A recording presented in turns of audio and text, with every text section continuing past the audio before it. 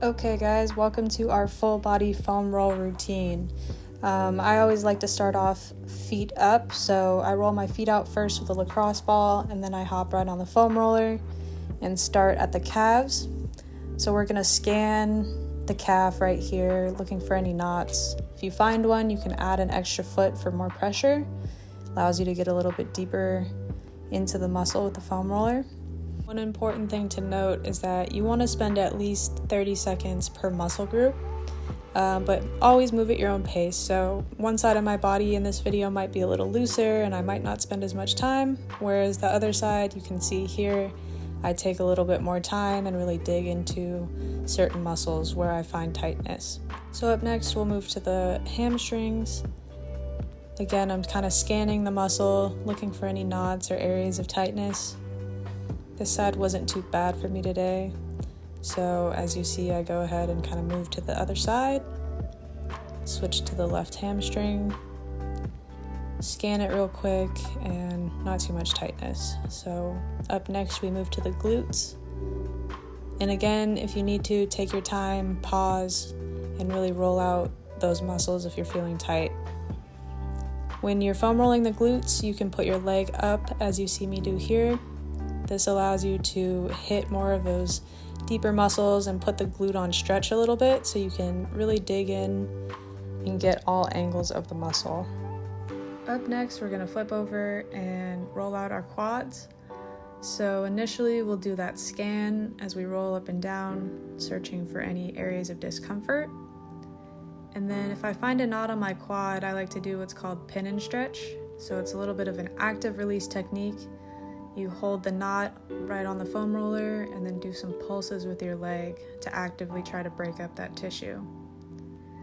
And then you see it, roll back over it, test it to see if it's good. And I'm gonna move on to my adductors next.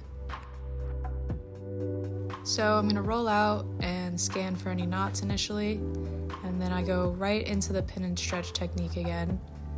And as you'll see, I'm gonna spend a little bit more time on my adductors. They are a very overlooked muscle group when it comes to stretching and foam rolling. If your adductors are tight, you might be experiencing some knee pain, maybe some groin pain or tightness, and you can even have some restrictions in your squat mobility, so your squat depth might not be where you want it to be. So if that's the case, definitely don't neglect or skip over rolling out your adductors.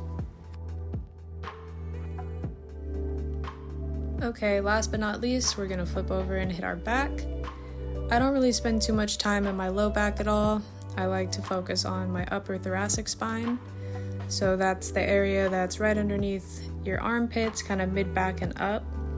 As you see here, I'm doing some thoracic extensions over the foam roller, trying to keep my pelvis pretty neutral, not flare my ribs too much, but allow my chest to open up and that upper spine to just kind of open up. Lastly, I will roll over and hit my lats. This is great, especially if you have any shoulder mobility restrictions, any overhead restrictions. Really help loosen that tissue up and allow you to get those arms up over your head better. And again, you can either pin and stretch here or roll through the whole muscle.